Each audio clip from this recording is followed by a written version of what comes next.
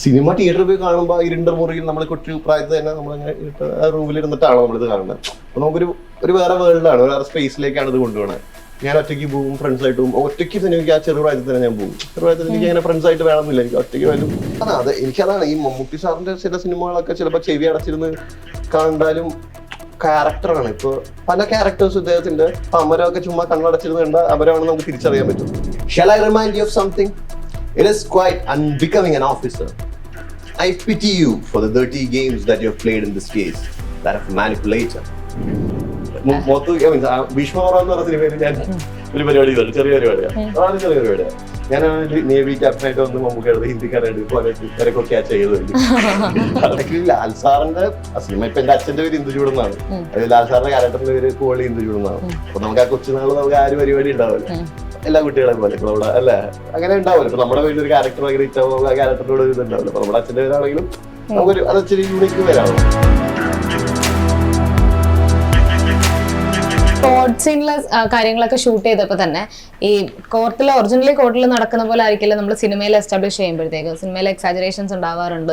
അപ്പം അച്ഛൻ അഡ്വക്കേറ്റ് നമ്മൾ ഇത് കാണുമ്പോൾ ഷൂട്ട് ചെയ്യുന്ന പല മൊമെന്റ്സും കണ്ടോണ്ടിരിക്കില്ല. അപ്പം ഉള്ളിലാണെങ്കിലും തോന്നില്ല ഇത് ഒറിജിനലി വരുമ്പോൾ ഇങ്ങനെയല്ല, ലോജിക്കലി നോക്കുമ്പോൾ ഈ രീതിയിൽ ചെയ്താൽ നന്നായിരിക്കും എന്നൊക്കെ തോന്നിയിട്ടുണ്ടായിരുന്നു. ഇല്ല, ഈ പടം ഒരുമാതിരി അതിന് വേണ്ടിയിട്ട് അവിടെ ഫോക്കസ്ഡ് ആയിരുന്നു. കാരണം ഇപ്പൊ ശാന്തി ചേച്ചി ആയാലും വേറെ പലരും ആയാലും അതിന് വേണ്ടിയിട്ട് ആൾക്കാർ അവിടെ അസൈൻ ചെയ്തിട്ടുണ്ട്. പിന്നെ അവിടെ കുറെ ജൂനിയർ വക്കീലുമായിട്ടായിരിക്കുന്നവരൊക്കെ ഹൈക്കോർട്ട് ലോയേഴ്സ് കുറെ പേരൊക്കെ. പിന്നെ ട്രിവാൻഡ്രത്തെ പല ലോവർ കോർട്ടിലെ വക്കീലുമാരും പോലീസുകാരും അതിൽ ആർട്ടിസ്റ്റായിട്ട് അഭിനയിച്ചിട്ടുണ്ട്. വക്കീലുമാരും പോലീസുകാരുമായിട്ട് തന്നെ അഭിനയിച്ചിട്ടുണ്ട്. അപ്പൊ അവര് വരെ ഇപ്പൊ നമ്മുടെ അടുത്ത് പല ഫീഡ്ബാക്കും അങ്ങനെ പറയുന്നുണ്ട്. അല്ല എന്നാലും അതിന്റെ ആവശ്യമില്ല. കാരണം ചേച്ചി അത് ഭയങ്കര ക്ലീൻ ആയിട്ട് പ്ലാൻ ചെയ്തിട്ടുണ്ട്. ആർട്ട് ഡയറക്ടറും ബോബൻ ചേട്ടൻ ഭയങ്കര നരസിംഹമൊക്കെ ചെയ്ത ആളാണ്. വലിയ മലയാളത്തിൽ ഏറ്റവും വലിയൊരു ആർട്ട് ഡയറക്ടറുള്ള ഒരാളാണ് അദ്ദേഹം. ഭയങ്കര ബ്രില്യൻ ജോബാണ്. ഇവൻ എന്റെ മറ്റേ സ്കൾപ്ചറൊക്കെ ഡിസൈൻ ചെയ്യാനൊക്കെ അദ്ദേഹമാണ് അതിന്റെ മെയിൻ പങ്ക് നിന്നത്. അപ്പൊ അത് ഭയങ്കര അത്രയും അതിന്റെ ആവശ്യമില്ല. പിന്നെ നമ്മുടെ പണി എന്താ, നടനായിട്ട് നിൽക്കുക. നമ്മൾ നടനായിട്ടല്ലേ വിളിച്ചത്, പിന്നെ ഇവിടെ ഡയറക്ടറായിട്ടല്ല വിളിച്ചത്, ഡയറക്ടറായിട്ടല്ല വിളിച്ചത്, എഡി ആയിട്ടല്ല വിളിച്ചത്, പ്രൊഡ്യൂസറായിട്ടല്ല വിളിച്ചത്, പ്രൊഡക്ഷൻ എന്നല്ല ജോലിയല്ല എനിക്ക് ഏൽപ്പിച്ചത്, റൈറ്ററായിട്ടല്ല ഞാൻ നിൽക്കണേ. എന്റെ പണി മൈക്കിളാവാ അതാണ്. പക്ഷെ എനിക്ക് പറയാൻ പറ്റി. അതെ ശരിക്കും ഇങ്ങനെ പെട്ടെന്നൊരു സംഭവം നമുക്ക് തോന്നുമല്ലോ, അയ്യോ ഞാനും അതിന്റെ നമ്മളും അങ്ങനെ പറഞ്ഞിട്ടല്ലോ. അതങ്ങനെ നമ്മള് പണിയെടുക്കാത്തുള്ളൂ, നമ്മള് വിളിച്ച പണി എടുക്കാത്തുള്ളൂ. നമ്മള് മൈക്കിളായിട്ട് നിൽക്കാം. അത് മാക്സിമം എത്ര കഥാപാത്രം എങ്ങനെ സമയത്ത് ആലോചിക്കുന്നുള്ള രീതിയിൽ സൈക്കിളിൽ നിൽക്കുക, ആ സൈക്കിളിൽ നിൽക്കുക. ചിലപ്പോൾ അതായിരിക്കും അതല്ല അതിനാവശ്യം. ഇവൻ അത് അങ്ങനെ കുറെ പേര് പറയുന്നത് ഇവന്റെ ബോഡി ലാംഗ്വേജും ഇവന്റെ ഷോട്ട് വരുമ്പോൾ തന്നെ ഇവന് ആ ഒരു സൈക്കോളജി ഉണ്ടല്ലോ, ഇവൻ എങ്ങനെയാണ് ഇത് ട്രീറ്റ് ചെയ്യണത്. കാരണം ഇവന്റെ ഭാഗത്തുനിന്ന് ശരിയൊരു ലാൽ സാറിന്റെ ക്യാരക്ടറിനെ നോക്കിയൊരു പരിപാടിയൊക്കെ കൊടുക്കുന്നുണ്ട്. അതൊക്കെ അത് ശരിക്കും ആ കഥാപാത്രം അങ്ങനത്തെ ഒരാൾ അങ്ങനെ ആയിരിക്കും ചെയ്യണം, എനിക്കറിയില്ല. അങ്ങനെ കുറെ പേര് പറയുമ്പോൾ നമുക്കത് വലിയ കാര്യമാണ്. നമ്മളവിടെ മൈക്കിളായിട്ടാണ് നിന്നത്. അല്ലാതെ അവിടുത്തെ തിരുത്തൽ വാദലല്ലോ, നമ്മുടെ തിരുത്തലെന്നല്ലോ. അവിടുത്തെ character being the character was more important for me that time. അല്ല ദാറ്റ് ഇസ് ഇമ്പോർട്ടന്റ്. ഞാൻ നടനാണ്. അതിലെന്തെങ്കിലും സംവിധാനമാകുമ്പോൾ ഇതൊക്കെ പറയാം. സംവിധാനവും ഉണ്ടോ മനസ്സിൽ? എനിക്കില്ല, എനിക്ക് എഴുത്തൊക്കെ ഉണ്ട്. എനിക്ക് ഇഷ്ടമാണ്, സിനിമ ഇഷ്ടമാണ്. നമുക്ക് അറിയില്ല, നമ്മളിതിങ്ങനെ പറഞ്ഞ് ഓരോരോ സംഭവങ്ങൾ ഇങ്ങനെ പറയാൻ പാടില്ലല്ലോ. അതങ്ങനെയല്ല. ഇപ്പൊ ഞാൻ നടനെ ജനിച്ചപ്പോ എന്റെ ചെവിയിലാരും വന്ന് പറഞ്ഞില്ലല്ലോ നടനാവുന്നത്, അല്ലെങ്കിൽ സിനിമ നടനാവണം എന്നുള്ളൊരു ആഗ്രഹം. സിനിമയോട് ഭയങ്കര പാഷനേറ്റ് ആയിരുന്നു. നമ്മള് ഭയങ്കര ആഗ്രഹം. പക്ഷെ നമുക്ക് അറിയില്ല നമുക്കിത് എത്തിപ്പെടാൻ പറ്റുന്നുള്ള. അങ്ങനെ എനിക്ക് വലിയ ആരുമില്ല, സുഹൃത്തുക്കളും ഇല്ല സിനിമയിൽ. അങ്ങനെ വിളിച്ച് ചോദിച്ചു അങ്ങനെ ആരുമില്ല ഫാമിലിയിലും. നമ്മുടെ ഇപ്പൊ സിനിമ തിയേറ്ററിൽ പോയി കാണുമ്പോൾ ഇരുണ്ട മുറിയിൽ നമ്മൾ കൊച്ചു പ്രായത്തിൽ തന്നെ നമ്മളങ്ങനെ റൂമിൽ ഇരുന്നിട്ടാണോ നമ്മളിത് കാണുന്നത്. അപ്പൊ നമുക്കൊരു വേറെ വേൾഡാണ്, വേറെ സ്പേസിലേക്കാണ് ഇത് കൊണ്ടുപോകുന്നത്. ഞാൻ ഒറ്റയ്ക്ക് പോകും, ഫ്രണ്ട്സായിട്ട് പോകും. ഒറ്റയ്ക്ക് സിനിമയ്ക്ക് ആ ചെറുപ്രായത്തിൽ തന്നെ ഞാൻ പോകും. ചെറുപ്രായത്തിൽ എനിക്ക് അങ്ങനെ ഫ്രണ്ട്സായിട്ട് വേണമെന്നില്ല, എനിക്ക് ഒറ്റയ്ക്ക് പോയാലും. ഇപ്പൊ വീട്ടിലെന്തെങ്കിലും നമ്മളെ വെച്ച് എന്തെങ്കിലും ഒരു കാര്യം നടത്തണം. പൊതുവെ നമ്മൾ അങ്ങനെയാണല്ലോ, ഒരു പോക്കറ്റ് മണി എന്നൊക്കെ ചോദിക്കുമല്ലോ നമ്മള്. ഇങ്ങനെ ഞാൻ പോയി മേടിക്കണം, പച്ചക്കറി കുറെ സാധനങ്ങൾ മേടിക്കണം, അല്ലെങ്കിൽ എന്തെങ്കിലും സംഭവം ചെയ്യണം എന്ന് പറയുമ്പോൾ നമ്മള് സിനിമകളുടെ ടിക്കറ്റ് 100 രൂപ 100 രൂപയൊക്കെ ഉള്ളൂ അന്ന്. ഇപ്പോഴാണല്ലോ മൾട്ടിപ്ലക്സ്. അന്നും മൾട്ടിപ്ലക്സിന് അത്രയൊക്കെ ഉണ്ടാവുള്ളൂ. അപ്പൊ ആ ഒരു പരിപാടി മേടിക്കുക, അങ്ങനെ സിനിമയായിരുന്നു ഇപ്പോൾ താല്പര്യം. ടിവിയിലിരുന്ന് കാണും. അപ്പൊ എല്ലാ ഭാഷയും ഇപ്പൊ ഹിന്ദി ആയാലും. ഇപ്പൊ ഞാൻ ഡാഡുള്ള പഠിച്ചത്, പക്ഷെ ഞാൻ ഹിന്ദി സിനിമകൾ കുറെ കാണുന്നതുകൊണ്ട് എനിക്ക് ഹിന്ദി നന്നായിട്ട് പറയാൻ അറിയാം. ഹിന്ദി സ്പോക്കൺ ഹിന്ദി ഒന്നും പഠിച്ചില്ല. അപ്പൊ അവിടുത്തെ ആദ്യം പിള്ളേരൊക്കെ ഞാൻ ഹിന്ദിക്കാരാണ്. എന്റെ കാണുമ്പോൾ എന്റെ കോംപ്ലക്ഷൻ ഒക്കെ കണ്ടപ്പോ എന്റെ ആദ്യം ഹിന്ദിക്കാരന്റെ പേര് കേട്ടപ്പോഴാണ് ലൈൻ എക്സ്പ്രഷൻ. കാരണം ഹിന്ദി നമുക്കൊരു പരിധി വരെ ഇച്ചിരി ഗ്രാമാറ്റിക്കൽ ഉണ്ട്. കാരണം നമ്മളങ്ങനെ പണ്ഡിതനൊന്നുമല്ല. പക്ഷെ ഞാനൊരു ഹിന്ദി സിനിമയും ചെയ്തിട്ടുണ്ട് ആക്ച്വലി. അപ്പൊ നമുക്ക് അറിയാം. അപ്പൊ ഹിന്ദിന് ഓഡിഷൻസ് കൊടുക്കുമ്പോൾ നമുക്ക് പെട്ടെന്ന് സ്ക്രിപ്റ്റ് കിട്ടും. ഒരു പരിധി വരെ കിട്ടാത്ത വേർഡ്സ് ആണെങ്കിൽ നമുക്ക് മനസ്സിലാക്കി എടുക്കാൻ എന്നുള്ളൊരു പ്രോസസ് ഉണ്ട്. അപ്പൊ അത് ചിലപ്പോൾ സിനിമയാണ് ശരിക്കും അത് എഡ്യൂക്കേറ്റ് ചെയ്തത്. പല കാര്യങ്ങളെ പറ്റി നമ്മൾ അറിയുന്ന സിനിമയിലൂടെയാണല്ലോ. പല കാര്യങ്ങളും സിനിമയിൽ കാണുമ്പോഴാണ് നമുക്ക് ഇങ്ങനെയൊക്കെ ഉണ്ടല്ലോ, പുറത്തൊരു ഇന്റർനാഷണൽ സിനിമയിൽ ഇങ്ങനെയൊക്കെ ഉണ്ട്. വലിയൊരു ജെയിംസ് ക്യാമറൂണിന്റെ സിനിമയൊക്കെ കാണുമ്പോൾ നമുക്കൊരു വേറൊരു പെർസ്പെക്റ്റീവ് അല്ല അതിനകത്ത് വരണം. ഒരു വേറൊരു വേൾഡ് അല്ലേ ഇവർ ക്രിയേറ്റ് ചെയ്യുന്നത്. അപ്പൊ അതേപോലത്തെ സിനിമ നമ്മളെ ഭയങ്കരമായിട്ട് എഡ്യൂക്കേറ്റ് ചെയ്തിട്ടുണ്ട്. നന്ദഗോപാലന്മാരുടെ വലിയൊരു ഫാനാണ് അത് നരസിംഹം. അതെ, ഇപ്പം ഞാനിപ്പോ റീ റിലീസിന് പറഞ്ഞതുകൊണ്ട് ഞാൻ ചോദിക്കുകയാണ്, ഈ ഒരു സിനിമ നരസിംഹം റീ റിലീസ് ചെയ്ത് കാണാനായിട്ടൊക്കെ ആഗ്രഹിക്കുന്നുണ്ടോ? ആ ഡയലോഗ്സ് ഒക്കെ മനപ്പാടാണല്ലോ. എനിക്ക് ആക്ച്വലി ലാൽ സാറിന്റെ സിനിമ, ഇപ്പൊ എന്റെ അച്ഛന്റെ പേര് ഇന്ദുചൂട് എന്നാണ്, ലാൽ സാറിന്റെ ക്യാരക്ടറിന്റെ പേര് പൂവള്ളി ഇന്ദുചൂട് എന്നാണ്. അപ്പൊ നമുക്ക് ആ കൊച്ചുനാളിൽ നമുക്ക് ആ ഒരു പരിപാടി ഉണ്ടാവില്ല, എല്ലാ കുട്ടികളെ പോലെ ഇപ്പൊ നമ്മുടെ അല്ലെ അങ്ങനെ ഉണ്ടാവില്ല. ഇപ്പൊ നമ്മുടെ വലിയൊരു ക്യാരക്ടർ ഭയങ്കര ഇറ്റാവും, നമുക്ക് ആ ക്യാരക്ടറിനോട് ഇത് ഉണ്ടാവില്ല. അപ്പൊ നമ്മുടെ അച്ഛന്റെ പേരാണെങ്കിലും നമുക്കൊരു അത് ഇച്ചിരി യൂണിക്ക് പേരാണല്ലോ. ഇപ്പൊ ലാൽ സാറൊക്കെ എന്നെ ഇന്ദുചൂടെന്നാണ് വിളിക്കുന്നത്. ഇന്ദുചൂടെന്നൊക്കെ ലാൽ സാർ ശരിക്കും ചില സമയത്ത് തന്നെ വിളിച്ചിട്ടുണ്ട്. അപ്പൊ നമ്മളിങ്ങനെ ആ ഡയലോഗ് ആ സിനിമ കാണുമ്പോൾ എനിക്ക് ഭയങ്കര അപ്പൊ അതാണ് അത് എനിക്കതാണ് ഈ മമ്മൂട്ടി സാറിന്റെ ചില സിനിമകളൊക്കെ ചിലപ്പോ ചെവി അടച്ചിരുന്ന് കണ്ടാലും ക്യാരക്ടറാണ്. ഇപ്പൊ പല ക്യാരക്ടേഴ്സ് ഇദ്ദേഹത്തിന്റെ അമരമൊക്കെ ചുമ്മാ കണ്ണടച്ചിരുന്ന് കണ്ട അമരമാണെന്ന് നമുക്ക് തിരിച്ചറിയാൻ പറ്റും. അല്ലെങ്കിൽ വേറൊരു പരിപാടി പഴശ്ശാജിയോ അല്ലെങ്കിൽ വടക്കരെ പലതും ഞാൻ ഓരോ പേര്, കാരണം അത്രയ്ക്ക് സിനിമകളാണ് രണ്ടുപേരല്ല പഴയ പല മുരളി സാറായാലും അല്ലെ കുറെ പേരുണ്ട് അങ്ങനെ ഇവിടുത്തെ എത്ര ടാലന്റഡ് ആക്ടേഴ്സ്. അപ്പൊ അവരുടെയൊക്കെ വോയിസ് മോഡുലേഷൻ ഒക്കെ ശരിക്കും ഒരു അക്കാഡമിക് വാല്യൂ ഉള്ളതാണ്. ഇപ്പൊ സിദ്ദിഖയുടെ ആയാലും യദുശേഖരന്റെ ഒക്കെ ആയാലും സിനിമകൾ ഇപ്പോഴും പണ്ടും എല്ലാം ഇവരങ്ങനെ അത്ര ഒരു ക്യാരക്ടറിന് അങ്ങനെ ലൈഫാ കൊടുക്കുന്നത്. അപ്പൊ അതേപോലെ തന്നെ തീർച്ചയായിട്ടും ആ സിനിമ ഭയങ്കര രസമല്ലേ, കാരണം ഒരു ആക്ടർ അത്രയും വലിയൊരു സ്റ്റാർ ലാൽ സാറിന്റെ സിനിമയിൽ മമ്മൂട്ടി സാർ വന്നൊരു ക്യാമറ പിടിച്ച് ആ ലിഫ്റ്റ് ചെയ്ത സീൻ മൊത്തം അദ്ദേഹത്തിന്റെ ഷോൾഡറിൽ കൊണ്ടുപോകണം. നന്ദഗോപാൽമാരാർ വന്ന് ഇദ്ദേഹത്തിന്റെ അച്ഛനെ സേവ് ചെയ്യുക അല്ല, ഇവരുടെ ഒരു ഫ്രണ്ട്ഷിപ്പ് ഒരു റൊമാൻസ് പോലെ കാണിക്കുക. പുള്ളി അവിടെ നിന്ന് ലിഫ്റ്റ് ചെയ്ത് ഇത് കണ്ടിട്ടാണോ LLB എടുക്കാൻ തീരുമാനിച്ചത്? അല്ല ആയിരിക്കും, ചിലപ്പോ സ്ട്രൈക്ക് ചെയ്തിട്ടുണ്ട്. ഞാൻ നമ്മൾ വിചാരിക്കും ഈ പറഞ്ഞ പോലെ കോടതിയിലൊക്കെ പോയിട്ട് കോടതിയിലൊന്നും നടക്കൂല. കോടതിയിൽ ഈ ഡ്രാമയല്ലല്ലോ. നേരത്തെ ചോദിച്ച ചോദ്യം പോലെ തന്നെ തീർച്ചയായിട്ടും കോടതിയിൽ ഈ പരിപാടി ഇത്ര മറ്റേ മാസമായി അതൊന്നും പരിപാടി നടക്കൂല, ജഡ്ജി നോക്കിയിരിക്കില്ല. അപ്പൊ എന്തായാലും അത് നമ്മൾ റെസ്പെക്ട് ചെയ്യണം, സ്പേസ് അല്ല. സിനിമയിൽ വരും ചിലപ്പോൾ ലോവർ കോർട്സിൽ ഒരു പരിധി വരെ കാണും, പക്ഷെ ഇങ്ങനത്തെ ഡയലോഗ്സ് സിനിമാറ്റിക് ആണ് തീർച്ചയായിട്ടും. അത് നമ്മളങ്ങനെ ഈ സിനിമ നേരിൽ അങ്ങനെ അധികം അങ്ങനത്തെ പരിപാടി അധികം ഇല്ലല്ലോ. ഒരൊറ്റ ഡയലോഗ് ഉണ്ട്, പക്ഷെ അത് തീർച്ചയായിട്ടും അങ്ങനത്തെ ആർഗ്യുമെന്റ്സ് നടക്കും. പക്ഷെ ഇതിലൊരു പവർ വൺ മാൻ പരിപാടിയൊക്കെ ഉള്ളത് നന്ദഗോപാൽമാരാറിന് ശരിക്കും ഭയങ്കര നമുക്ക് നല്ലതല്ല. കാരണം അങ്ങനത്തെ ഒരു വ്യക്തി ഒരു സമൂഹത്തിന് ഇതേപോലെ അനീതിയായിട്ട് നടക്കുന്ന കാര്യത്തിനെതിരെ ഫൈറ്റ് ചെയ്യുന്ന ഒരാളായിട്ടാണ് അത് കാണിച്ചത്. അദ്ദേഹം ഒന്ന് ഫ്രീ ആയിട്ട് എനിക്ക് വേണ്ട, സാറിന്റെ അനുഗ്രഹം മാത്രം മതി, സീനിയറിന്റെ അനുഗ്രഹം മാത്രം മതി എന്നൊക്കെ പറഞ്ഞിട്ടാണ് മൂപ്പര് അവസരം പോകുന്നത്. അത് ഭയങ്കര ഒരു ക്യാരക്ടറാണ് അദ്ദേഹം പോർട്രേ ചെയ്തത്. ഇവൻ അദ്ദേഹത്തിന്റെ പല പല വേറെ വക്കീലായിട്ട് വന്ന സിനിമകളിലും ഒരു യൂണീക്കാണ്. ഇപ്പൊ സിദ്ദിഖയുടെ നേരിലെ വക്കീലല്ല ഈ പറഞ്ഞ വേറെ അതിന് തൊട്ടും ഒരു ഗരുഡൻ ഇറങ്ങിയത്. ഞാനപ്പോ സിദ്ദിഖയുടെ അടുത്തും പറയുന്നത് ഭയങ്കര പിന്നെ അതേപോലെ തന്നെയാണ് എല്ലാവരും ഇവരുടെ ഒക്കെ ഒരു ക്യാരക്ടറും. ലാൽ സാറിന് അത്രയും വക്കീൽ റോൾസ് ചെയ്തിട്ടില്ല, കുറച്ച് അധിപനും അങ്ങനെ ചില്ലീസ് ചെറുതായിട്ട് വന്നു, പിന്നെ വേറെ ഹരികൃഷ്ണൻസും അങ്ങനെ കുറച്ചൊക്കെ ഉള്ളൂ. മമ്മൂട്ടി സാറിന് ഇച്ചിരി കൂടി കൂടുതൽ വക്കീൽ വേഷങ്ങൾ ചെയ്തിട്ടുണ്ട്. അദ്ദേഹം ഒരു വക്കീലാണ്. അത് ചിലപ്പോ അദ്ദേഹമായിരിക്കും ഇൻസ്പിറേഷൻ, നന്ദഗോപാൽമാരല്ല, ശ്രീ മമ്മൂട്ടി സാറാണ് എനിക്ക് ഇൻസ്പിറേഷൻ. മമ്മൂട്ടി സാർ അല്ല അത് മമ്മൂട്ടി സാർ നമുക്ക് തീർച്ചയായിട്ടും അതൊരു ഭയങ്കര ലാൽ സാറായാലും ഞാൻ പറഞ്ഞു. ഇപ്പൊ ഇത് പറയുമ്പോൾ നമുക്ക് ഒബ്വിയസ്ലി നമുക്ക് പറയാൻ പറ്റില്ല, കാരണം നമുക്ക് നമ്മളെന്ത് ഇത് രണ്ടുപേരോടും ഇതാണെന്നൊക്കെ പറഞ്ഞാലും രണ്ടുപേരും അവരവരുടെ രീതിയിൽ അവർ നമ്മളെ ഞെട്ടിച്ചിട്ടുണ്ട്. അപ്പൊ അത് രണ്ടുപേരും ഒരു മാജിക് ആണ് സംഭവം. തീർച്ചയായിട്ടും അത് മമ്മൂട്ടി സാറായിരിക്കും ചിലപ്പോൾ വക്കീൽ എന്ന രീതിയിൽ അദ്ദേഹം ഭയങ്കരമായിട്ട് ചിലപ്പോൾ ഇൻഫ്ലുവൻസ് ചെയ്തിട്ടുണ്ടാവും. അദ്ദേഹത്തിന്റെ ഡയലോഗ് ചില ഇന്റർവ്യൂസിൽ പറഞ്ഞിട്ടുണ്ട്. എന്റെ അടുത്ത് ഒരു ഇന്റർവ്യൂവിൽ ഇങ്ങനെ ചോദിച്ചു. ആക്ച്വലി ആ പുള്ളിക്ക് അറിയില്ല, എന്റെ ഒരു FM റേഡിയോന്റെ ഒരു ഇന്റർവ്യൂലായിരുന്നു. അപ്പൊ അത് അത്യാവശ്യം നല്ല വൈറലായ ഒരു ട്രൈ ചെയ്ത് നോക്കിയാലോ? പിന്നെ ട്രൈ ചെയ്യാം. ഗ്രഹണം ബാധിച്ചാലും അതിനൊരു സമയമുണ്ട്. സൂര്യൻ ആ കറുത്ത മാർഗം നിന്ന് പുറത്തു വരും. അതുപോലെ തന്നെയാണ് സത്യം. മൂടി വെക്കാം, വളച്ചൊടിക്കാം, പക്ഷേ ഒരു നാൾ ഒരിടത്തത് പുറത്തു വരും. Mister superintendent of police, shall I remind you of something? It is quite unbecoming an officer. I pity you for the dirty games that you have played in this case, that of manipulator. A police officer is supposed to be a watchdog of justice and the servant of society. But instead, you behave like a barking mad dog to wreak vengeance against your family enemy. A law-abiding citizen and an ex-judicial officer always gave predominant consideration to his office than any personal privileges or any personal bondages. By incriminating such a pious and disloyal soul, you have proved that you are a total shame to the entire police force of the country, Your Honor. That's all. ഇത് ചെറിയ പ്രായത്തിൽ തന്നെ by heart ചെയ്തായിരുന്നു. അത് ഇപ്പോഴും അത് അങ്ങനെ തന്നെ മൈൻഡിൽ നിൽക്കുന്നതാണോ? അത് ഇടയ്ക്ക് പ്രാക്ടീസ് ചെയ്യാറുണ്ടോ? ഇങ്ങനെ എടുത്തു നിൽക്കുന്ന ക്യാരക്ടേഴ്സ് ഒക്കെ ആണല്ലോ. ഇപ്പൊ സുരേഷ് സാറിന്റെ മറ്റേ ജസ്റ്റ് റിമെമ്പർ ദാറ്റ് നമുക്കൊരു എല്ലാ നമ്മുടെ ജനറേഷൻ, എനിക്ക് ഇപ്പോഴത്തെ പിള്ളേരെ അറിയില്ല, പിന്നെ മറ്റേ ഉസ്താദ് സിനിമയിലത്തെ ക്യാരക്ടറൊക്കെ നമ്മൾ ചുമ്മാ തലയിലൊരു ടർക്കി ഇങ്ങനെ കെട്ടിയിട്ട് പോലത്തെ സാധനമൊക്കെ പിടിച്ച് it's a part of our growing. ഇപ്പോഴത്തെ പിള്ളേർ ചിലപ്പോൾ മിന്നൽ പുള്ളി എന്നൊക്കെ ആയിരിക്കും നടക്കുന്നത്. അതായിരുന്നു നമ്മുടെ കാലത്ത് അതായിരുന്നു. പക്ഷെ അപ്പൊ അന്ന് ഡയലോഗ് ഞാൻ അതിനു വേണ്ടി പഠിച്ചു. അത് ഇങ്ങനെ അറിഞ്ഞറിഞ്ഞ് ഞാൻ കൊച്ചിയൊക്കെ ആകുമ്പോ എന്റെ കസിൻസിന്റെ അടുത്തൊക്കെ ഇങ്ങനെ ചുമ്മാ ഡയലോഗ് അപ്പൊ അവരൊക്കെ ഇത്ര ഇംഗ്ലീഷും അത് കാണാൻ പഠിച്ച അന്ന് കേട്ട് പഠിച്ച നമ്മളൊക്കെ ഡെയിലി 1 2 3 4 5 6 7 8 9 കേട്ട് കേട്ടാണ് നമ്മള് പഠിക്കണം. സിനിമ അങ്ങനെ കണ്ടു. ആ സിനിമ എപ്പോൾ ടി വിയിൽ വന്നാലും ഈ സീൻ ആകുമ്പോൾ നമ്മൾ അവിടെ ഉണ്ടാവും.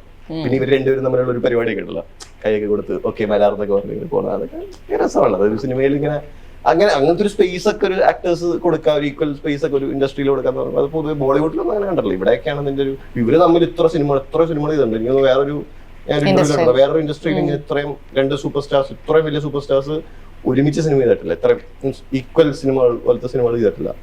ഇവരുടെ ഒരു അതല്ലേ. അപ്പൊ നമ്മൾ ഇതിന്റെ പേരും പറഞ്ഞ് തല്ലുപിടിക്കണതല്ലേ ഏറ്റവും വലിയ പോക്കൃതരം. ഇയാളാണ് വലുത്, രണ്ടുപേരും ഇൻഡിപെൻഡന്റ് അല്ലേ. സച്ചിനാണോ ദ്രാവിഡാണെന്ന് വെച്ചിട്ട് രണ്ടുപേരും രണ്ട് സ്റ്റൈലാണ്. രണ്ടുപേരുടെ അപ്രോച്ച് ടു ദ ഗെയിം വേറെയാണ്. രണ്ടുപേരും ലെജൻസ് ആണ്. സ്റ്റാറ്റ്സ് ഒന്നും നമ്മൾ എടുത്ത് നോക്കണ്ട. രണ്ടുപേരുടെ കളി ഗെയിം എൻജോയ് ചെയ്യുക. അതേപോലെ തന്നെ രണ്ടുപേരുടെ സിനിമ കാണാം. തർക്കിക്കാതെ നമ്മൾ ഉണ്ടായിരുന്ന സിനിമ കാണാം. ഏതായാലും മമ്മൂക്കയുടെ വലിയ ഫാനായിട്ട് ഇപ്പൊ മമ്മൂക്കയുടെ അതെ ലാൽ സാറിനോട് ഓൾറെഡി ഒരു സിനിമ ചെയ്തു. മമ്മൂക്കയുടെ വരുന്നു. അതെ മുമ്പ് അഭിനയിച്ചിട്ടുണ്ട്. ഇപ്പൊ അടുത്തേം കൂടെ ഒരെണ്ണം വരുന്നുണ്ടല്ലോ. പക്ഷെ മര്യാദക്ക് മമ്മൂക്കയുടെ ഡയലോഗ് ഒന്നും പറഞ്ഞിട്ടില്ല. ഭീഷ്മപർവ്വം എന്ന് പറഞ്ഞ സിനിമയിൽ ഞാൻ ഒരു പരിപാടി ചെയ്തു. ചെറിയ പരിപാടിയാണ്, വളരെ ചെറിയ പരിപാടിയാണ്. ഞാൻ നേവി ക്യാപ്റ്റനായിട്ട് വന്ന് മമ്മൂക്കയുടെ ഹിന്ദിക്കാരായിട്ട് കൊലത്തു തിരക്കൊക്കെ ക്യാച്ച് ചെയ്ത് മമ്മൂക്ക. അതായത് അത് പറയുമ്പോ ശരിക്കും ഇത് ലൈഫിലൊരു ഇൻസിഡന്റ് ആണ്. ശരിക്കും അത് പറയുമ്പോൾ ഞാൻ എവിടെ അത് പറഞ്ഞിട്ടില്ല. ആക്ച്വലി ഞാനത് ഷൂട്ട് ചെയ്യുമ്പോൾ ഞാനവിടെ ശരിക്കും അവിടെ എത്തിയപ്പോഴാണ് എൻ്റെ അടുത്ത് ദേവൻ പറഞ്ഞത്. സ്ക്രിപ്റ്റായിട്ട് ദേവദത്ത് പറഞ്ഞു വെച്ചാൽ വിട്ടു, കാരണം ചെറിയ പരിപാടിയാ വേണ്ട മച്ചാൻ പിടിക്കണ്ട വിട്ടു എന്ന് പറഞ്ഞാൽ അങ്ങനെ നിൽക്കണം. അപ്പോൾ പെട്ടെന്ന് ബാക്കിൽ നിന്ന് ഒരു ഫ്രണ്ട് വന്നേ, അമൽ സാറിനെ കാണാൻ വേണ്ടി നിൽക്കുക. അമൽ നീരജ് സാറിനെ അപ്പൊ നീ അമലേട്ടനെ കാണും, നീ വന്നാൽ അമലേട്ടനെ കാണുന്ന പറഞ്ഞു. അങ്ങനെ പുള്ളിയെ പിടിച്ച അമൽ സാറിനെ കഴിഞ്ഞപ്പോ അമൽ സാറിനെ ഭയങ്കര ആരാധന. അങ്ങനെ പേടിയാണ്, ഇത്ര സീനിയറാണ്. പക്ഷെ ചില്ലായിട്ട് അമലേട്ടൻ ഞാൻ ചോദിച്ചു, എടോ എനിക്ക് ഹിന്ദി പറയാൻ അറിയോ? പിന്നെ ഹിന്ദി അറിയാൻ ഹിന്ദിക്കാരനായിട്ട് അതൊക്കെ ചെയ്യാൻ പറ്റും. അഭിയാച്ച് മറ്റേ കഥപരമായ ഹിന്ദി ഡയലോഗ്സുകളും മരമറക്കുന്ന സ്ഥലങ്ങൾ പൊളിക്കാൻ മമ്മൂക്കടെ ഹിന്ദിയൊക്കെ പറഞ്ഞിട്ട് ക്ലാപ്പടിക്കാൻ പാടുന്ന സീനാണെന്ന് വെച്ചു. ഒരൊറ്റ ഡയലോഗ് തിരക്കൊക്കെ ക്യാച്ച് ചെയ്യേ. പക്ഷെ ചോദിക്കണം.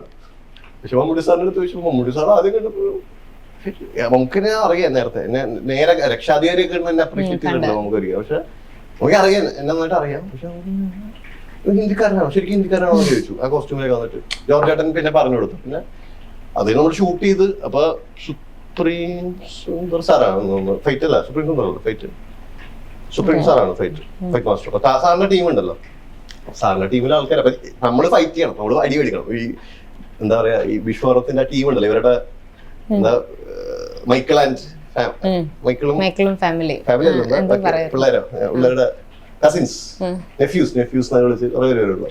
അപ്പൊ അതൊക്കെ അറിയുന്ന ആൾക്കാരെ ഷെബിനായാലും മറ്റേ ബാസി എല്ലാവരും അതൊക്കെ അറിയാം. ബാസി എല്ലാവരും അപ്പൊ ഷൈൻ ചേട്ടനൊക്കെ ഉണ്ട്. അപ്പൊ പെട്ടെന്ന് ഈ ഫൈറ്റൊക്കെ നമ്മൾ ഈ പരിപാടി ചെയ്യാൻ പ്രതീക്ഷിക്കുന്നത് ഇനി മേടിക്കാന്ന് പറഞ്ഞൊരു വിട്ടു കേട്ടാ. ടൈമിങ് സാധനമുണ്ട്. നമ്മളപ്പോ ഞാൻ ആക്ച്വലി ഹൈക്കോടതിയിൽ പ്രാക്ടീസ് ചെയ്തോണ്ടിരിക്കുന്നു. അപ്പൊ പെട്ടെന്ന് സീനിയറിന്റെ അടുത്ത് ഞാൻ ആക്ച്വലി കള്ളം പറഞ്ഞു. ഞാനത് പറഞ്ഞില്ല. എന്റെ ഗ്രാൻഡ് മദർ അതിന് മുമ്പ് മരിച്ചായിരുന്നു. അപ്പൊ ഗ്രാൻഡ് മദറിന്റെ അല്ല മരിച്ചതല്ല, ഗ്രാൻഡ് മദറിന്റെ ചിതാഭസ്മം ശരിക്കും രാമേശ്വരത്ത് കൊണ്ട് കൊടുക്കാൻ വേണ്ടി അച്ഛനും എന്റെ അങ്കിളും പോയിരുന്നു. ഞാൻ ആ കൂട്ടത്തിൽ പോകുന്ന ഷീവിളി വന്നപ്പോ ഇതവിടെ സാറിന്റെ പെർസ്പെക്ടീവ് ഞാൻ രാമേശ്വരത്ത് ചിതാഭസ്മം എടുക്കാൻ പോയേക്കാണ്. എനിക്കറിയില്ല, അവര് വിളിച്ചിട്ട് വന്നാൽ ഞാൻ വരിയൊക്കെ വന്ന് അവര് തിരിച്ചു വന്ന് അച്ഛനായിട്ടിരുന്നു. സാറ് പറയായിരിക്കും. അപ്പൊ ഞാൻ ഈ ചിതാഭസ്മം ഒഴുക്കാൻ പോയതാണല്ലോ. അപ്പൊ പിന്നെ അവിടെ പോയി ഇത് കയറി ഷോട്ടൊക്കെ തുടങ്ങിയപ്പോ നമ്മൾ ഈ പരിപാടി എടുക്കുന്നു. നമുക്കടെ ഒന്നും ആലോചിക്കും. എനിക്കത് ഭയങ്കര കാര്യമാണ്. രണ്ട് ടൈമിന് കോനത്തു തിരക്കൊക്കെ ക്യാച്ച് ചെയ്യും. നീ ആരാണ്, നിനക്ക് എന്താ വേണ്ടത്, അത്രേ ഉള്ളൂ.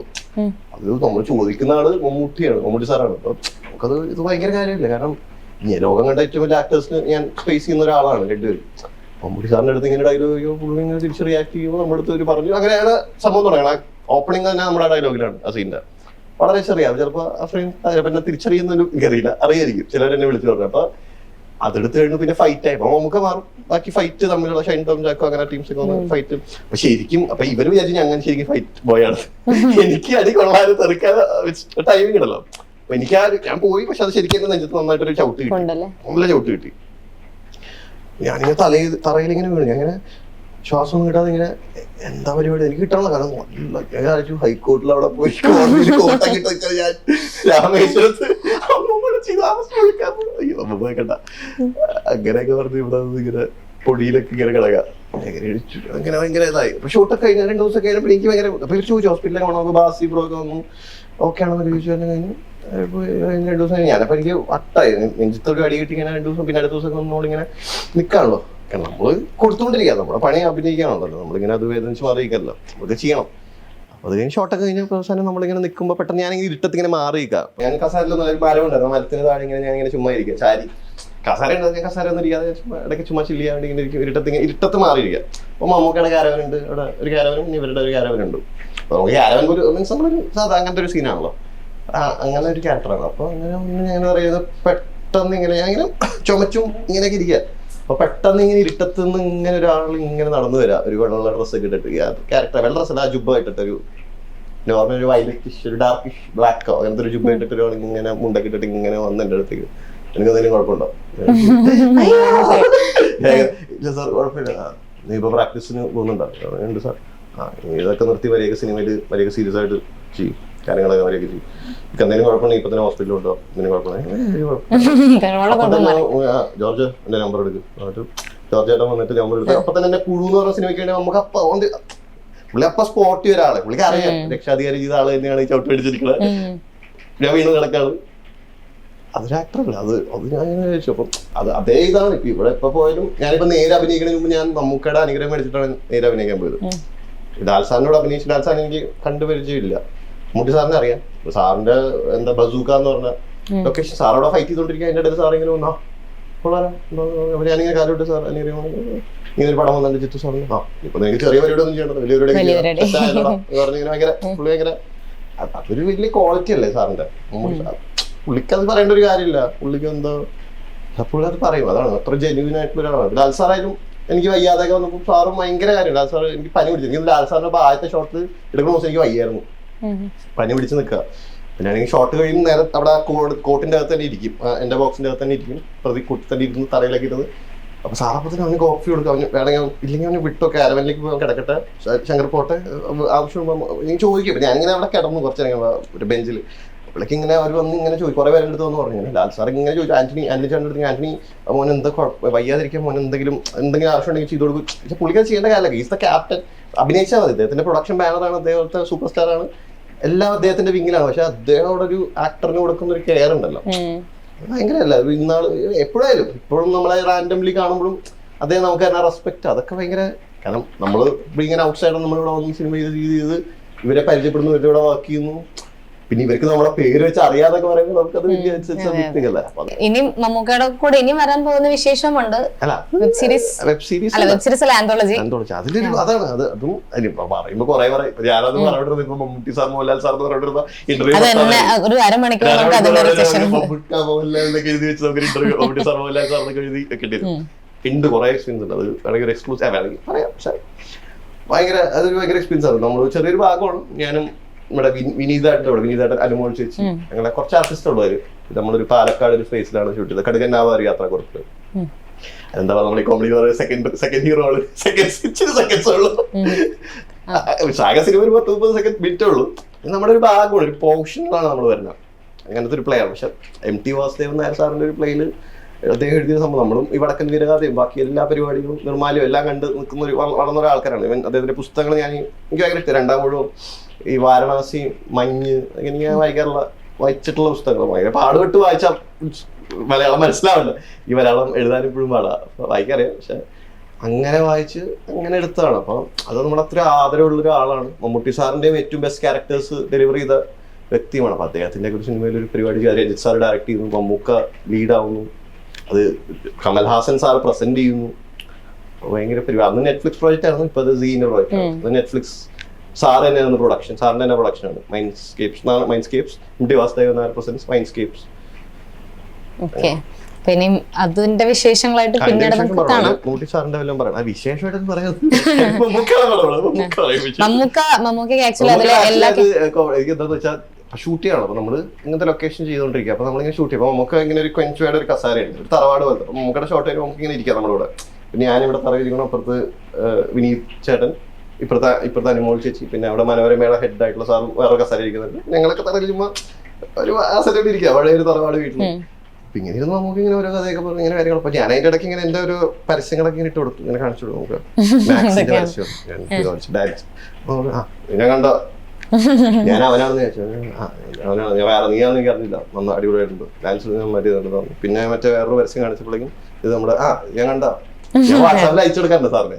സാറെല്ലാം കാണാറുണ്ടല്ലോ.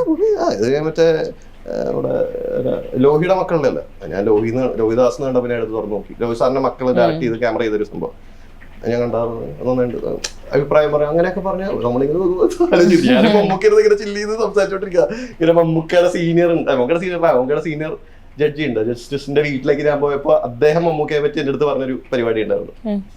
അദ്ദേഹത്തിന്റെ അടുത്ത് എപ്പോഴും മമ്മൂക്ക ഇങ്ങനെ ജൂനിയർ ആയിട്ട് പ്രാക്ടീസ് ചെയ്യുമ്പോൾ സാർ എന്നെ ഈ സിനിമയിൽ വിളിച്ചു, എന്നെ ഇങ്ങനെ വിളിച്ചു, എന്നെ ഈ ഡയറക്ടറിന്റെ അടുത്ത് പോയി ഞാൻ ചാൻസ് ചോദിച്ചു, ഞാൻ ഇവിടെ പോയി റോൾ ചോദിച്ചു, അങ്ങനെ എന്നെ അഭിനയിച്ചു, ഇന്ന പടത്തിൽ ഞാൻ ചെറിയൊരു വേഷം ചെയ്തിട്ടുണ്ടെന്നൊക്കെ ഈ സാറിന്റെ അടുത്ത് KT സാറിന്റെ അടുത്ത് പറഞ്ഞതായിട്ടുള്ള ഒരു സംഭവമൊക്കെ അദ്ദേഹത്തിന്റെ അടുത്ത് പറഞ്ഞു. അപ്പൊ ഞാൻ മമ്മൂട്ടി സാറിന്റെ അടുത്ത് പറഞ്ഞപ്പോൾ സാറിന് ഭയങ്കര ചിരിയായി. കാരണം അദ്ദേഹത്തിന്റെ ഒരു പഴയ കാലത്ത് അദ്ദേഹം വക്കീലായിട്ട് പ്രാക്ടീസ് ചെയ്യുന്ന സമയത്ത് ഒരു കഥയാണ്.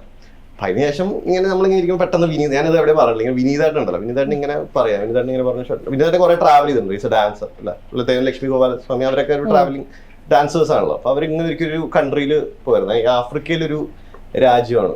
ഞാനിത് കേട്ടല്ലോ, നമ്മളൊരു മാതിരിപ്പെട്ട കുറച്ച് പേരുകളൊക്കെ സ്ഥലങ്ങളുടെ പേര് അറിയാമല്ലോ. ഇങ്ങനെ ശ്രദ്ധിച്ചിങ്ങനെ കേൾക്കുമ്പോൾ ഇങ്ങനെ ആഫ്രിക്കയിൽ ഇന്നൊരു, എനിക്ക് ഇപ്പോഴും ആ പേര് അറിയത്തില്ല, കാരണം നമ്മളങ്ങനെ യൂസ് ചെയ്യാത്തൊരു കൺട്രി നെയിം, ഭയങ്കര പെക്യുലർ ആയിട്ടുള്ളൊരു കൺട്രിയാണ്. അപ്പൊ അവിടെ പോയിരുന്നു നമുക്ക്.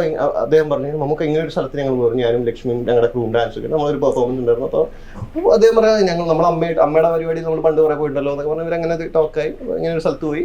അപ്പൊ അവിടെ ഞങ്ങൾ ഇങ്ങനത്തെ ഒരു സ്ഥലത്ത് താമസിച്ചു, ഒരു ഹട്ട് പോലത്തെ ഇങ്ങനത്തെ ഒരു സ്പേസ്, ഫോറസ്റ്റ് അങ്ങനത്തെ ഒരു ഏരിയയിൽ നമുക്ക് അങ്ങനെ നല്ലൊരു രസമുള്ള ഒരു സ്പേസ് ആയിരുന്നു. അപ്പം സാർ ശരി, ഞാൻ ആഫ്രിക്കയിൽ, നിങ്ങൾ പറഞ്ഞ വിശ്വസിക്കുന്നു, ഞാൻ ഇതുവരെ ആഫ്രിക്കയിൽ പോയിട്ടില്ല. ഞാൻ പോകാനിരുന്നപ്പോഴാണ് ലോക്ക്ഡൗൺ വന്നത്. പിന്നെ സാറിന്റെ വൈഫ് മാഡമായിട്ട് പോകാൻ നിൽക്കുമ്പോഴാണ് ലോക്ക്ഡൗൺ വന്നത്. അപ്പൊ എനിക്കത് പോകാൻ പറ്റിയില്ല എന്ന് സാർ ഇങ്ങനെ പറഞ്ഞു. അപ്പൊ സാറിന് അതിനെ പറ്റി അറിയാം, നമ്മളിപ്പോ പോവാത്ത സ്ഥലത്തിനെ പറ്റി ഒരാൾ പറയുമ്പോൾ നമ്മൾ സാർ ഇങ്ങനെ കേട്ടിരിക്കുക, ഭയങ്കര കീനായിട്ട് മിണ്ടാതിരുന്നു ഇങ്ങനെ കേട്ടപ്പോൾ അദ്ദേഹം പറഞ്ഞു അവിടെ ഇങ്ങനെയുണ്ട്, നമുക്ക് അവിടെ ഇങ്ങനെ സംഭവം. അപ്പൊ നമ്മൾ രാത്രി ഇങ്ങനെ സ്റ്റേ ചെയ്തപ്പോൾ പുറത്തുനിന്ന് ആനിമൽസിന്റെ ഒക്കെ സൗണ്ട് ഒറ്റത് കേൾക്കും. അവിടുത്തെ ഒരു കൾച്ചറലി വളരെ, അവിടുത്തെ ഒരു ഭയങ്കര ഒരു കൾട്ടായിട്ട് നടക്കുന്നത് എന്തൊരു സെലിബ്രേഷൻ, എന്തിനെ പറ്റി അദ്ദേഹം അങ്ങോട്ട് ചോദിക്കുക. പക്ഷെ നമ്മള് ഞാനൊക്കെ ആണെങ്കിൽ അപ്പൊ മാറി അതല്ലേ സാറിക്കാണ് അവിടെ തന്നെ പോയ ആൾക്കറിയില്ല, നമുക്ക് അവിടെ പോയിട്ടുമില്ല. അപ്പൊ പുള്ളിക്ക് ഇതൊക്കെ എങ്ങനെ അറിയാം? മോഡി സാർ അവിടെ പോയിട്ടില്ല, പോയ ആൾക്കാർ അത്രയും ഡെപ്ത് ആയിട്ട് അറിയില്ല. അദ്ദേഹം അത്ര അക്കാഡമിക് ആയിട്ട് അത് പഠിക്കണം. ഒരു സ്ഥലങ്ങളെ പറ്റിയും, ഒരു ഗാഡ്ജറ്റിനെ പറ്റിയും, ഒരു കാറിനെ പറ്റിയും, ഒരു സിനിമയെ പറ്റി, ഒരു ഫിലിം മേക്കറിനെ പറ്റി, ഒരു ആക്ടറിനെ പറ്റിയും അത് കേൾക്കുമ്പോഴാണ് നമ്മൾ അത്ര എഫേർട്ട് ഡെയിലി അദ്ദേഹം അതിന് വേണ്ടി പ്രിപ്പയർ ചെയ്ത് എല്ലാത്തിനെയും പറ്റി എല്ലാവരും അറിയാം. ഇപ്പൊ അഭിനയിക്കുന്ന സിനിമയിൽ അഭിനയിക്കുന്ന സീരിയൽ അഭിനയിക്കുന്ന ആൾക്കാർ, ഷോർട്ട് ഫിലിം ചെയ്യുന്ന ആൾക്കാർ ചിലപ്പോൾ വന്ന് പരിചയപ്പെടുമ്പോൾ സാർ തന്നെ പറയണത് ഞാൻ കുറെ പേര് എൻ്റെ അടുത്ത് വന്ന് പറയുന്നുണ്ട്, ഇങ്ങനെ നമുക്കത് കണ്ടിട്ടുണ്ട് അവരുടെ അടുത്ത് പറയും. അവർക്ക് അത് ലൈഫിൽ കിട്ടാവുന്ന ഏറ്റവും വലിയൊരു അച്ചീവ്മെന്റ് അല്ലേ. മമ്മൂട്ടി സാർ അവരുടെ വർക്ക് കണ്ടു നല്ലത് പറയാന്നുള്ളത്. അതെ, അപ്പൊ അദ്ദേഹം അത്ര എഫേർട്ട് എടുക്കുന്നുണ്ട് ഒരു എല്ലാത്തിനെ പറ്റി അപ്ഡേറ്റ് ചെയ്യാൻ. അപ്പൊ ഞാനങ്ങനെ ഇങ്ങനെ നോക്കിയത് ഞാനപ്പോ ശരിക്കും മറ്റൊരു പ്രഭാവലയെ കെട്ടിച്ചു എപ്പോഴും ഉണ്ട്. നമുക്കിത് നോക്കുമല്ലോ, ഇത് എന്താ മീൻസ് അദ്ദേഹം അത് പറയുമ്പോഴേ നമ്മൾ ലൈവായിട്ട് കാണാം. നമ്മളിപ്പോ വാട്സാപ്പിൽ നോക്കി മറ്റേ വിക്കിപീഡിയ നോക്കി പറയണതും സാറിന് വാക്കിംഗ് എൻസൈക്ലോപീഡിയ തന്നെ പറയാം. എല്ലാത്തിനെ പറ്റി സാറിന് ചോദിച്ചാൽ ഗ്യാസ് ഉണ്ടാവുമായിരിക്കും. ഞാൻ അങ്ങനെ അത് അത്രയും ക്യാഷ് ആയിട്ട് നമ്മൾ ഇരുന്നിട്ടില്ല. പക്ഷെ ഇങ്ങനെ സാറിന് ഭയങ്കര ഹാപ്പി സ്പേസ് ആയിരുന്നു. കാരണം MT വാസുദേവൻ സ്ക്രിപ്റ്റ്, MT സാറിന്റെ സ്ക്രിപ്റ്റ് രഞ്ജിത്ത് സാർ ഡയറക്ട് ചെയ്തു, നമുക്ക് ആ പരിപാടി അങ്ങനെ മോഡി സാർ പരിപാടി, അങ്ങനെ ഒരു വലിയ പ്രസ്റ്റീജിയസ് പ്രോജക്റ്റ് ആണല്ലോ അന്നും. ഒന്നാമത് പുറത്ത് വന്നിട്ടുള്ള. അപ്പൊ സാർ ഭയങ്കര ഹാപ്പി ആയിട്ടിരുന്നു. ഇപ്പൊ ഇതിന്റെ ലോഞ്ചിന്റെ സമയത്തും സാർ ഭയങ്കര സന്തോഷമായിട്ടിരിക്കുന്ന ഒരു സംഭവം എപ്പോഴും. ഇനി വരാൻ പോകുന്ന മനോരഥങ്ങൾ ഇപ്പൊ പറഞ്ഞു, അതല്ലാതെ വരാൻ പോകുന്ന പ്രോജക്ട്സ് ഒരു ഹിന്ദി ഒരു പ്രോജക്റ്റ് ഉണ്ട്. പിന്നെ അതുകൂടാതെ ഒരു മലയാളം ഒരു സിനിമ സലാം ബുക്കാരിയുടെ ഒരു ഡയറക്ടോറിയൽ പ്രോജക്ട്, മാത്യു, ഞാനും ബാസി അങ്ങനെ കുറച്ച് പേരായിട്ടുണ്ട്. 2 എണ്ണം വേറെ അത് ഒഫീഷ്യലായിട്ട് അറിയില്ല, കണ്ടുപിടിക്കട്ടെ. ഉറപ്പായിട്ടും. സോ ഒരുപാട് വിശേഷങ്ങൾ സംസാരിച്ചു, ഒരുപാട് നേരം നമ്മളോട് സ്പെൻഡ് ചെയ്തു. ഒരുപാട് താങ്ക്സ് ഉണ്ട്. ആൻഡ് അപ്കമിംഗ് പ്രോജക്ട്സിന് all the best. Thank you for spending time with us. Thank you so much.